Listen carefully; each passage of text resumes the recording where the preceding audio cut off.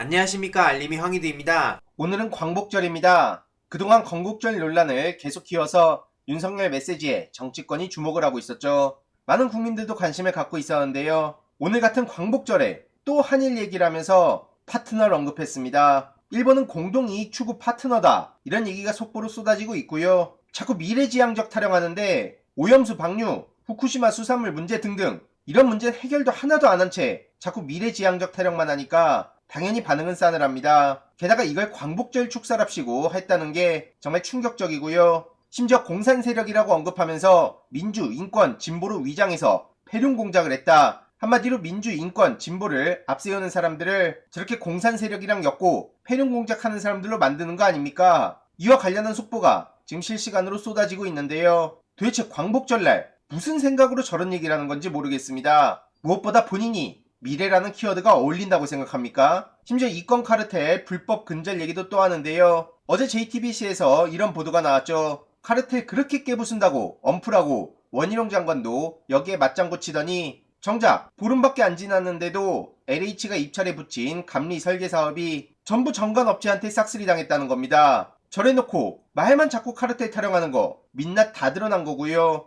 이러니 네이버 댓글에서조차 전 정권이 아니라 이 정권이 문제다, 믿을 사람 말을 믿어야지, 한심하다, 윤석열 대통령이 제대로 하는 일 봤냐, 이런 반응들이 쏟아지고 있습니다. 반면 이재명 대표는 광복 기념은 인간 존엄의 중요성을 상기하는 일이다, 이렇게 목소리를 높였는데요. 말 그대로 어렵게 되찾은 주권을 얼마나 충실히 누리고 있는지, 이 사회가 인간의 존엄을 제대로 보장하는지 점검하는 건 중요하다, 이렇게 주장한 겁니다. 더 이상 지배당하지 않고 우리 스스로 판단하고 행동하고 책임질 수 있는 존엄한 주권자의 지위를 회복하는 게 무엇보다 중요하다는 거고요. 독립유공자와 유가족께도 존경과 감사의 말씀을 드린다, 박강원 원내대표도 이렇게 목소리를 높이며 김대중 전 대통령의 유산을 계승하고 발전시키겠다고 다짐했습니다. 너무나 대비되는 메시지들 아닙니까? 특히 강제동원, 위안부 피해자 응원 물결도 이어지고 있는데 윤석열 대통령이 이분들의 목소리를 듣기나 하냐고요. 관련한 소식도 계속 전해드릴 예정이고요.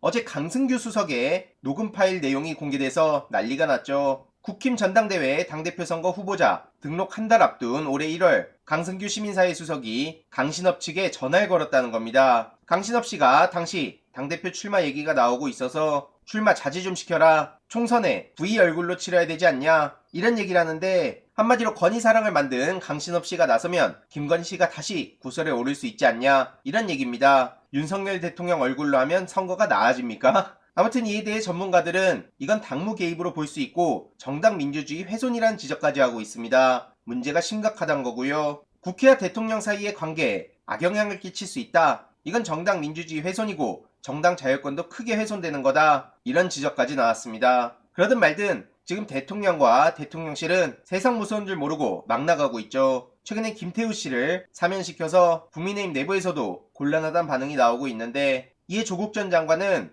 윤석열 정권을 향해 법치를 사유화하는 거다, 이렇게 비판에 나섰습니다. 그렇게 법치주의 타령하면서 그냥 내로남불 그 자체고요. 지금 잼버리 논란도 꺼지지 않고 오히려 계속 커지고 있습니다. 이번엔 119 구급차에 동원 문제가 드러났는데요. 외국 잼버리 대원들이 퇴소하는 과정에 119 구급차를 짐 셔틀로 썼다는 겁니다. 심지어 행안부 요청에 구급차로 짐을 옮겼다, 어제 이런 단독 보도도 나왔는데요. 어떻게 구급차를 화물차로 쓸 수 있냐, 이건 응급의료법 위반이다, 이런 지적들도 나오고 있고요. 잼버리 파행은 앞으로 있을 국회 상임위, 감사원 감사에서도 계속 쟁점이 될 것이기에 소식 계속 전해드릴 예정입니다. 이에 대해서 네이버 댓글에서도 도저히 실드 불가 사안이라 최악이란 반응들이 뒤덮고 있고요. 이제 행안부가 나서서 법을 위반하라고 요청하는 세상이냐, 어느 나라에서 구급차로 짐을 날라주냐, 이런 반응들이 쏟아지고 있는데 정말 기가 막히단 말밖에 안 나옵니다. 이해로도 지금 해병대 내부 문제 등 전해드릴 소식이 산더미인데요. 관련 소식도 다음 영상을 통해 조금 더 자세히 전해드리도록 하겠습니다.